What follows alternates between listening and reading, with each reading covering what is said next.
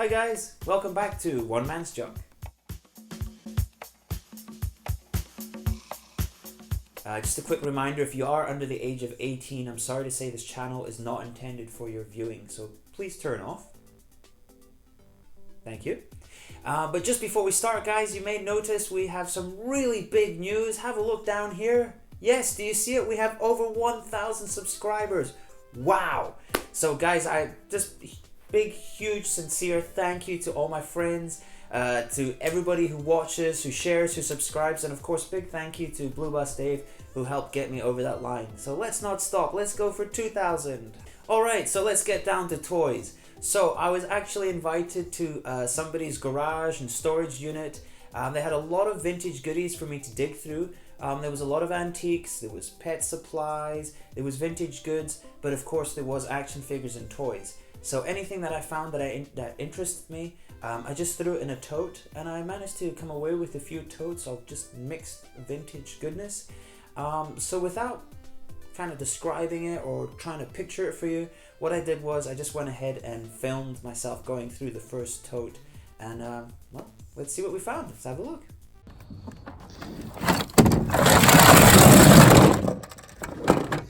Alright, so what are we seeing so far here? So we've got, this is Jurassic Park, The Lost World, the Net Trapper. Missing all the pieces, but hey, we'll throw it in the box. What else we got here? Oh, these are pretty cool. This belongs to Masters of the Universe, Spydor. So these are the legs. Now if I remember correctly, I only picked up 7, so definitely not a home run, but some useful accessories. This is pretty cool. That's for She-Ra's Crystal Castle, so that's the throne elevator piece. Not necessarily an extremely rare piece, but here's a cool little feature. I don't know if you noticed there, but there's a little hole. That's where you can actually clip She-Ra's shield into the throne. So it is actually quite a cool little piece. These are really cool. So I noticed a few of these kind of, I wouldn't say knockoff, because the companies are like Applause and Soma, but definitely really cool. Look at these like little bendy figure here. There was a little King Kong wind up as well. This guy, he needs a little clean, but he's so cool. Jack-o'-lantern finger puppet. What else? What other goodies did we find? So how about this? This is Hansel and Carbonite, and this is actually came with the Slave One by Kenner, so that's a good piece, usually missing. Right, we've got a sealed Burger King Universal Monster in the bag. Oh, this is cool. Look at that, Jurassic Park. That's some capture gear. We've gone over that before. Very hard to come by, always gets lost. Here's a nice Colico Rambo. Here's a real shame. That is, in fact, Thunderlips from Rocky, I believe the second Rocky. Missing his head, of course. Believe it or not, this figure was actually packaged not so much like this without the head, but it was packaged with no accessories, pretty much naked.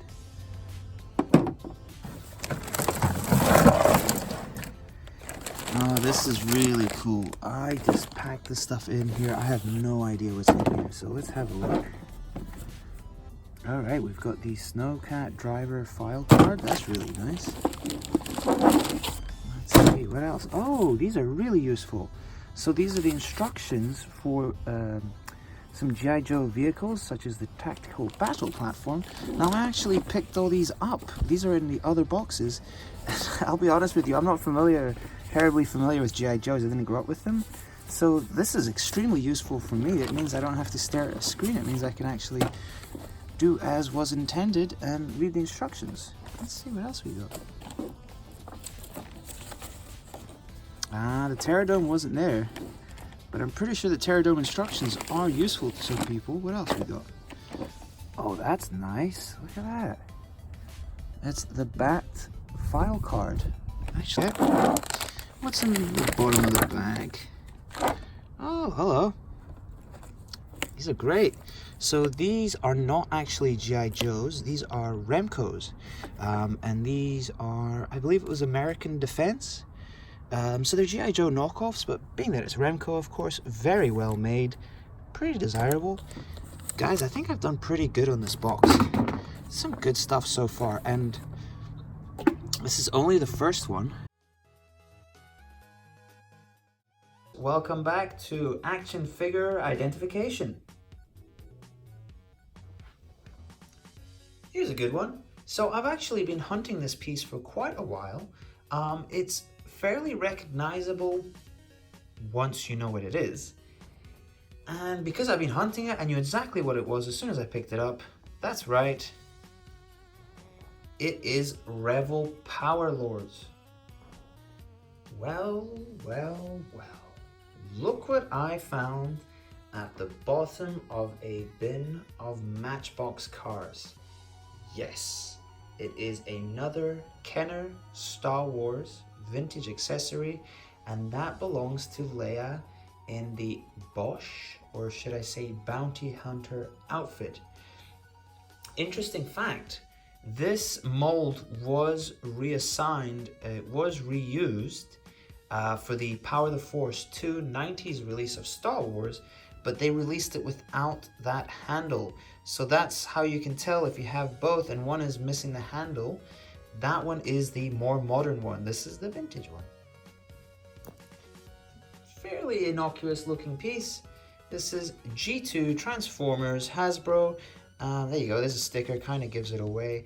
I believe it's Blitzwing, but I probably got the name wrong. I always get those robots' names wrong. Alright, so I may have featured this piece before, but I'm just so excited about it that I just have to show it off again. So it is, of course, vintage, Mattel, Masters of the Universe. It belongs to none other than Point Dread, which I'll show you a picture of right now. Point Dread is one of the coolest playsets that came along with the Masters of the Universe line, because it comes with a platform that actually clips onto your Castle Grayskull, so it makes your Castle Grayskull bigger. Staying on with Masters of the Universe, well, this one here to somebody like me is pretty self-explanatory. It has to belong to Merman, and going upon the color and the shape, I'm going to go ahead and guess it's from the 200X line from Mattel Masters of the Universe, but by the time we air, I'll be able to show you a picture of it in the package. Alright guys, so have a look at these pieces here. I've kept them in the bag because of course they are very easily lost and they are absolutely tiny. Have a look at the size of these guys. Yes, so as you can see, very self-explanatory why they're hard to come by. Bright yellow, that's right, Playmates, Teenage Mutant Ninja Turtles, Mutagen Man. Okay guys, so this looks like some kind of dismembered limb from an action figure, and you would be partially correct. It is, but it's not just any dismembered limb. This actually belongs to Beast Wars. As I mentioned earlier, I am terrible with Transformer names, but this is one of the accomplices that comes with, boom, have a look at that. Comes with the polar bear figure, and that's the pole. And I'm sure he's got a name too, so we'll find it out for you right now. Alright guys, it's that time again. It's time for Finds of the Day.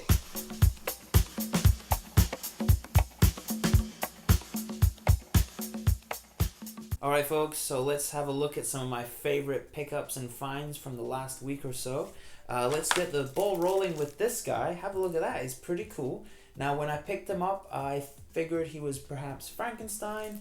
Then I looked at him and I thought, well, maybe Puppet Master or what have you. Upon closer inspection, I noticed there's actually a little sticker that says Red Eye the movie. So when I got home, I decided to research it and have a look. Again, I'm thinking some kind of animated movie or a horror movie. Imagine my surprise to find that Red Eye is in fact a psychological thriller. But this is actually really cool. This piece here is actually in the movie. Now, not this exact one, but one like this. This is of course a promo item to promote the movie. But this is actually from a scene within the movie where somebody gets stabbed in the neck with a pen and pen topper, such as this. So definitely a cool little piece. Like I said, I've never seen the movie, but based upon this promo item, I am actually intrigued into watching it now.